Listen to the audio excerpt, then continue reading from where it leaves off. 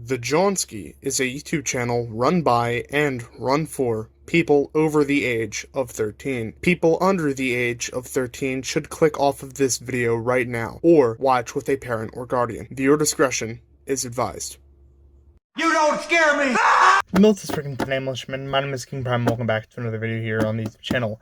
Today we're going to be taking a look at another brand new Transformers Studio Series 86 action figure. That being the Transformers Studio Series 86 Leader Class Springer. We have a large gentleman to review. Why he's large, accessories, and money. So we'll talk more about that. But before we do, let's take a look at what Springer comes in. Of course, we have a picture of him reaching out and shooting an MF on Autobot City. 3-in-1 logo there, showing that he is a triple changer. It's very unusual to see that, so it's kind of strange to see it here. He 8630, meaning he is the 30th figure in the line. Studio Series Autobot Springer. Yes, he is an Autobot. Hasbro logo down at the bottom, and a big red Transformers logo up along the side there with the Takara Tomy and Generations trades. At the top, we have the Transformers the movie trades, as well as on the top. On the left side here, we do have the 8630, as well as the big Studio Series logo and that mugshot of Springer blasting an MF. He is a leader class figure for some reason. On the other side, of course, we do have Springer doing the shooting the MF thing, as well as the authentic stamp. On the back, we do have the big screen inspired and Battle of Autobot City descriptors, as well as pictures of the figure in vehicle modes and robot mode, as well as 31 steps and 27 steps to convert. 3-in-1 again, as well as the little description right there, and some legal jargon on the bottom, some legal jargon. Of course, we all know this at this point, but because Springer is an 86 figure, he does, of course, come with a display base. This base is, of course, of Autobot City under siege, and Springer having better things to do tonight than die. Of course, we do have the stage down there, as well as the stamp of approval. 80 Transformers logo, 86 at the top. You get the gist. Because I say it in every single video, my friends, you don't really care about the packaging for a box or carded collector, which I'm not. I'm here to open and review toys, and that is just what I'm going to do. Freeze frame.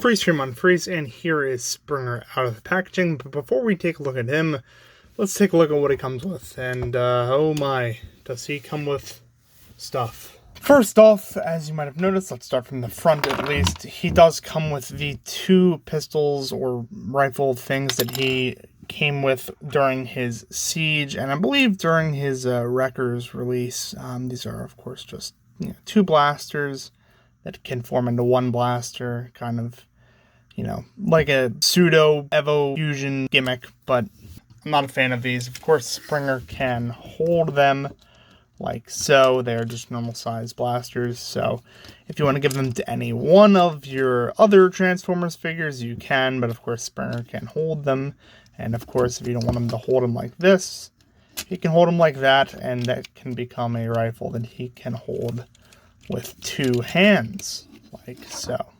Enough of that. Additionally, Springer does come with his G1 blaster, which is perfect. It's cast in black plastic, has a sort of gray-purple overcoat. Nice mechanical detail, grates on the sides, power level meters, stuff like that. Has a port for the blast effect part, as do the other blasters. Of course, Springer can hold this one as well, and this will be the one that I actually give him because it's his G1 blaster. There you go.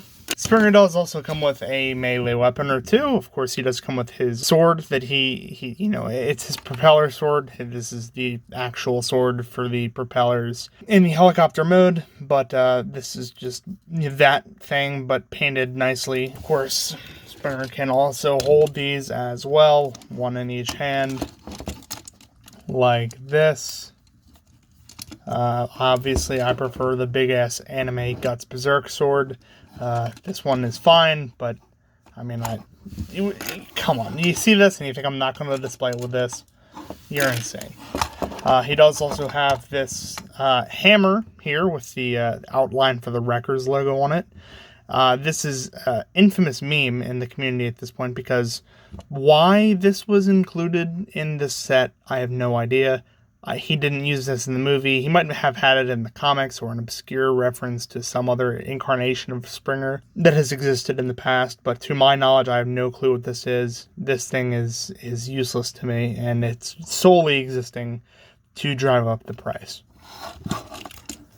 Springer can obviously hold it, although it's a little strange because it's the same color as his hand, so it looks like, you know, an extension of his own hand. Moving on from that, Springer does also finally come with the Autobot City catapult howitzer bomb that he and RC loaded in the, you know, the infamous scene. He can't really hold this until Emgo was able to tuck it under his arm like a nuclear football. So I guess that's the joke there. This thing is way oversized. From what I remember, this thing was supposed to be like handheld.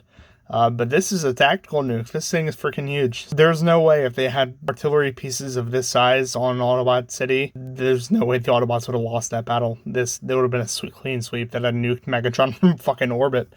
But, of course, all of these accessories can be stored on Springer, if you can believe it, whether by the tabs on his back. As you can see, there are square holes in there, which you can just take these tabs on like this. See this tab right here on the sword, plug that into there, take the nuclear football, plug that into there, take the hammer, yeah, we'll take the hammer,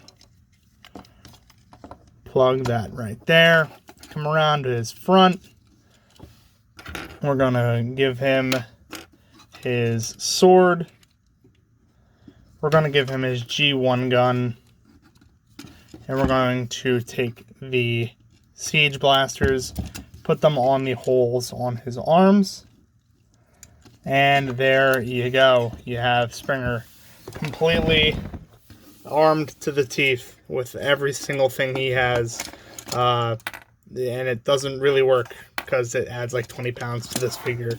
Let's keep it real. 90% of these accessories didn't need to be included. It's nice to have the howitzer, but that thing could have been a quarter of the size it already is. On the side there with only the G1 blaster and only the helicopter sword, and this would have been a fine figure. But moving on to Springer himself, he is just a spitting image of his G1 self. He looks absolutely great. He's kind of in a sort of, and let me pull him out of the light here so you can get a more accurate representation of what he actually looks like. He is a sort of mix between pea green and lime, and in some places he's very much OD green, with a little bit of mint on his hands and on his thighs.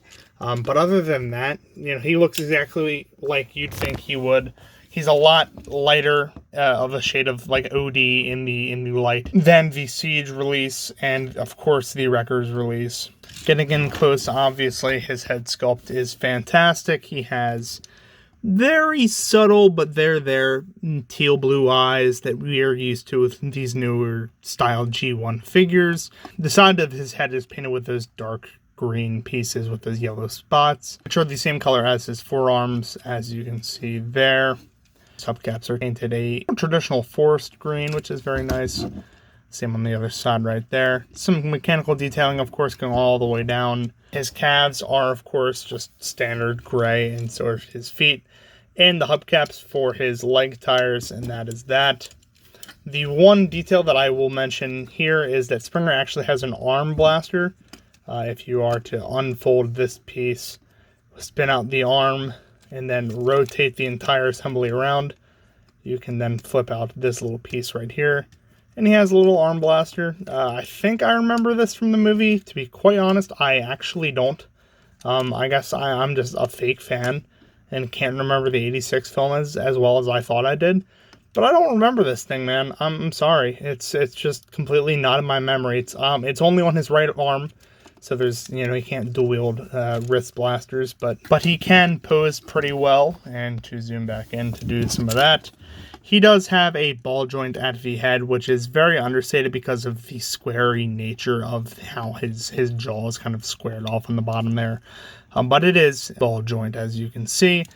He technically has a faux look down joint because of the transformation, which is very strange. I don't count that, obviously. He unfortunately has a hindered range of motion at the shoulders because of the way they're sculpted. As you can see, this shoulder piece conflicts with this piece on the side of his torso. You can force past it, but of course it will just take the mushroom peg right off. So, you know, you can go forward and you can go back, but that's about it. Nothing beyond that. He can go about that far out. Unfortunately, the shoulder pad does get in the way. He has a elbow swivel instead of a bicep swivel because the wheel is mounted there, so you get a full range of motion at the elbow. Of course, he does also have a elbow bend, which can go more than 90 degrees, which is very nice to see. He has wrist articulation, which is great and probably standard for a Voyager, but not standard. He has opening hands, which is very nice, so you can get some more relaxed poses out of Springer. He also has waist articulation, but again, it is hindered by the mold. You can force it, but not really. You'd have to untransform the hip in order to do so, and even then, probably not the best idea to do that. You are going to force that joint off of its peg, which is not something you want to do pretty regularly. However, Springer does have pretty good articulation at his legs. He has a kick that can go about that far out, go all the way back and above his kick line, like that, if you wanted to get a super backwards kick or something like that. Also, he can do the full splits, and because of his ankle pivots, I'll spoil it right now, he can obviously do the full Van Damme, which is very impressive. Additionally, at his legs, he does have a thigh swivel, which is very nice to see, as well as some very good knees, which can go way beyond 90. He can almost kick himself in the butt, which is very nice. In fact, if you untransform his leg, you can get him to kick himself in the butt. That's cheating, so I'm not going to do it. And he has, as I just showed, very good. The ankle pivot there is painfully good. It looks like it would hurt to do this with your foot. He does have a little bit of a toe down, and of course a very much toe up. Moving on to the size comparison, however, let's bring in some other figures that we can compare Springer to. Here he is next to our previous Transformers Studio Series 86 review, Deluxe Class Bumblebee. Zoom out a little bit more. Here he is next to a little Lego minifigure such as Luke Skywalker. And here he is next to our old friend Classics 06 Optimus Prime. As you can see, Springer is just about as tall as Prime with the little horn there. As you can see, he just about reaches the crown of Prime's head. So overall, very good scaling. Of course, Springer was a Voyager figure, so this comparison makes perfect sense, and so does this one, and so does that one, truthfully. So I'm very happy with the scale of this figure, but that's enough about the scale. Let's move on to the transformation so I can show you exactly how Springer works. Freeze frame. Over my dead body! Freeze frame on freeze. So, of course, being a triple changer, Springer is a little bit more involved than any normal deluxe figure that we'd review on this channel. In spite of that, I will show you, of course, how he worked from robot to car to helicopter modes. To start off, we got to do the most annoying step in the world, which is, in my opinion, getting the arms done. I'll tell you why. Because I actually had to file down this peg right here. I will zoom in on that right now. It would not fit into, and I will show you the first part of the transformation. Just unfold this tab there. Just unfold these panels here and start to rotate up bicep into this channel here. As you can see in that channel, there is a tiny little hole. That's where this peg is supposed to go. This peg was too big and I had to file it down. It's the first time I've ever had to do that on a Hasbro figure, which boggles my mind because this thing was like $55 and I'm pissed about it. Anyway, get that in there. Of course, the easiest way to get this to actually stay in there is to fold down the arm or extend it fully as far as it'll go forward and then press in the bicep to this joint while simultaneously pulling back on the panels. Hopefully the pins are strong enough that it won't break over time. Once you do that and get it lined up as best you can, it will click in there and it will sit and rest in there. Once you do that, extend the arm back the other way and then fold this little peg into the hand hole and that will keep it secure. Do the exact same thing on the other side. Unfold the panels. Fold up the arm, put the bicep in that groove right there, push in and down, and it will go over there. Fold up the arm, plug in the hand. There you go. There's that out of the way. And of course, these are, you know, it just essentially locks his arm to be like Minecraft arms, which is, I find funny at least. Next, you're going to want to unpeg these from these dark green panels here, as you can see, and they'll go down on these arms. And the arms will go down on these link arms. Just leave them there for now while you work up on the upper torso part. Come under the chest here and pull it out of 2 tabs, 2 holes right in the front of the abdomen there. Pull out the neck like that, like I showed you in the articulation, and then start to unfold the chest like so. These 2 tabs will unpeg from those 2 holes right there on the green inner part of the torso. Fold down these parts right here on the side. Rotate Springer's head 180 degrees. Fold it in, and then fold that in once again. It will snap shut. Then you can fold what will become the hood of the car back up and into the cockpit section. As you heard, it just clicked in there. Next, you're going to want to lift that up and rotate it all the way back on this tiny little gray link arm there that is pinned into the very bottom of Springer's spine, as you can see. Just rotate that down as far as it can.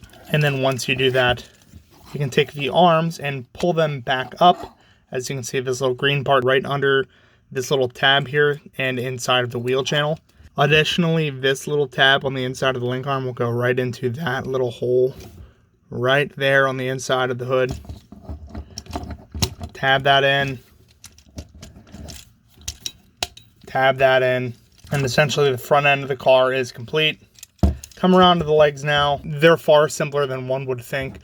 All you got to do is come around to the front here, fold the feet out like this, then come around to the wheel wells and open them up. As you can see on the inside there will be a fin. Simply pull that out and you can fold that right back up in there.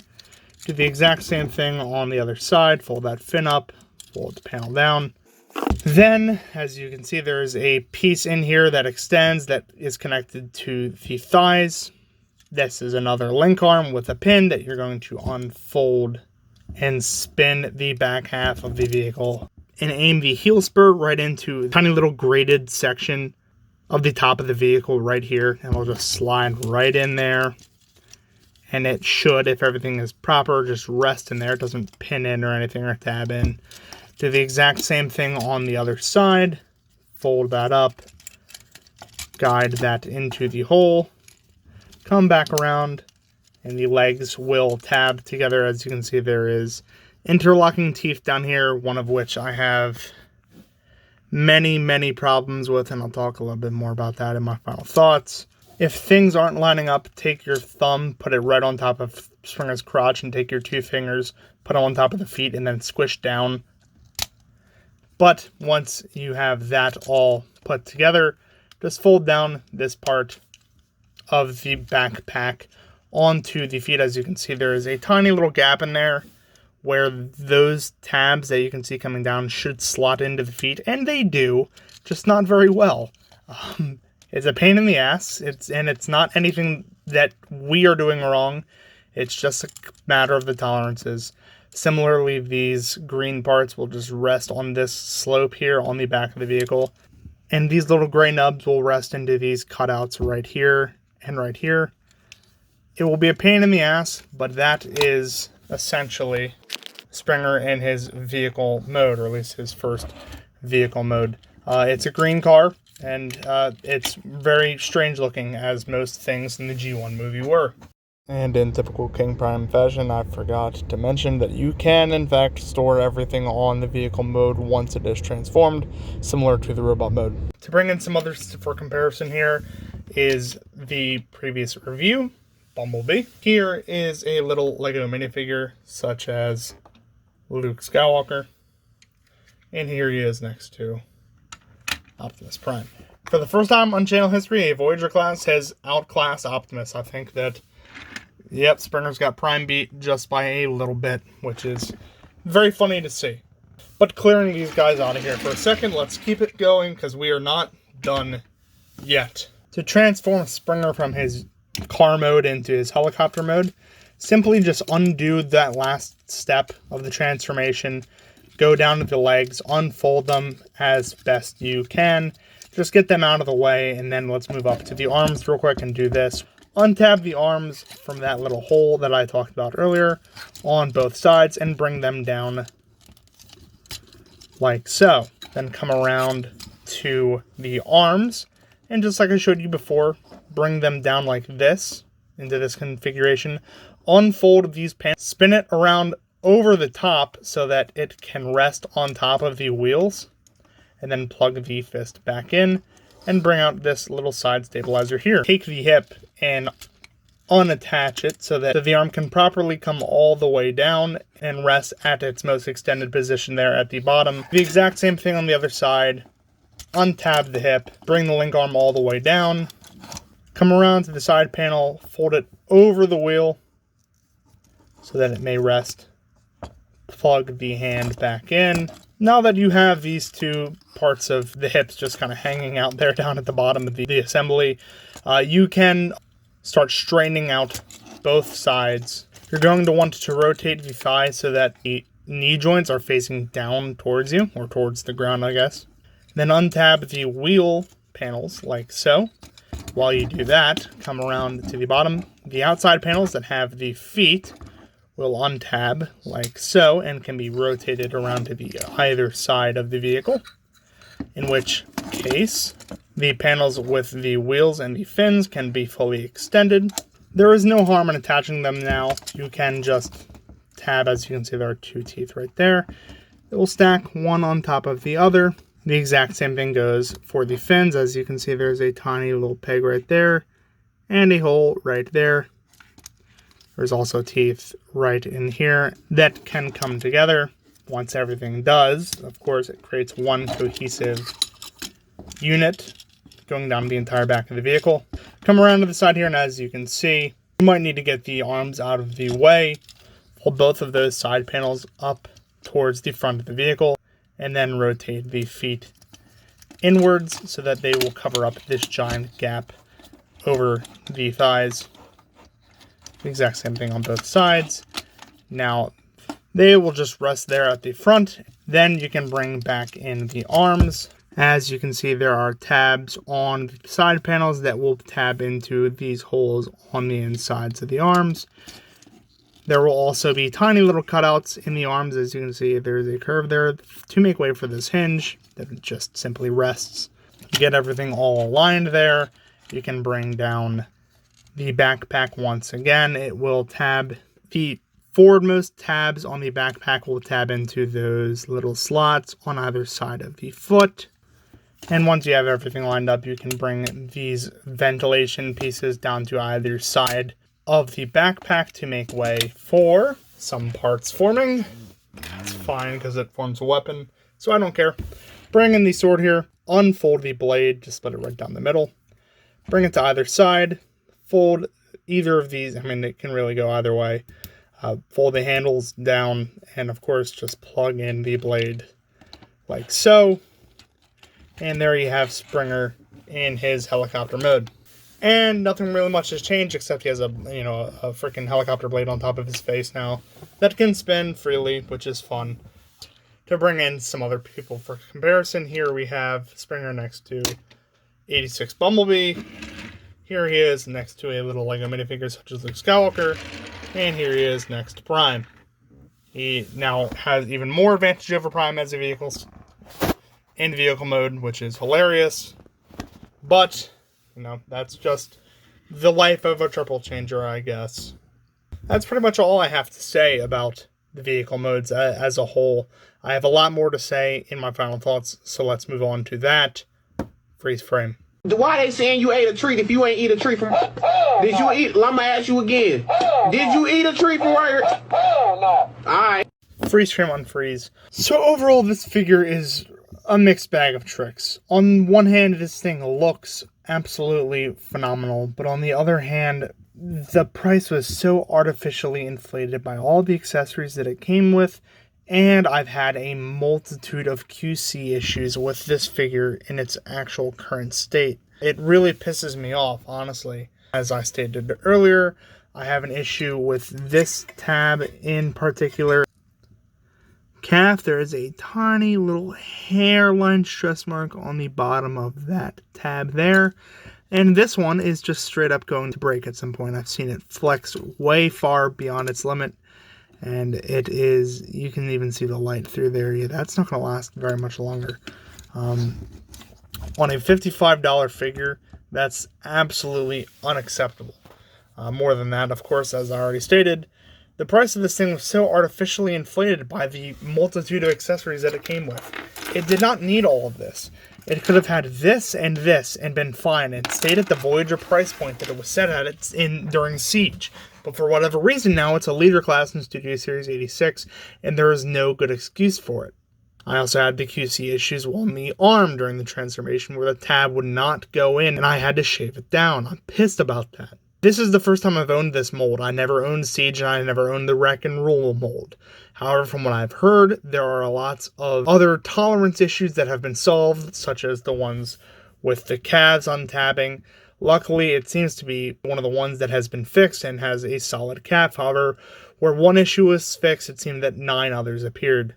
I cannot, in my right mind, recommend this figure to everybody because this thing has so many issues that I personally have big problems with. That's not to say that it is unilaterally a bad figure. This thing's great to handle and has a fun and complex, thought-provoking transformation that I like. However, if this thing is going to break and not be able to transform after 3 more attempts at it, I don't think I can safely say that this is a good figure. This thing is the epitome of mediocre then. Which is a shame, because Bumblebee was really good before that. It seems that Studio Series 86 is becoming so spotty or so hit or miss with its releases that we now have to flip a coin to see if we get a good figure or not. And that really disappoints me. But if what I've said here today hasn't dissuaded you, or you like Springer, or you like the Wreckers, or you like the Transformers the movie, or you like Transformers in general, make sure you share this video with your friends, share it with your Facebook groups, all that good stuff. If you like the content, make sure you like, comment, and subscribe down below. Keeps helping the channel grow, keeps helping me pump out this content. That's going to be pretty much it for this time, my friends. Thank you all so very much for watching, and as always, peace.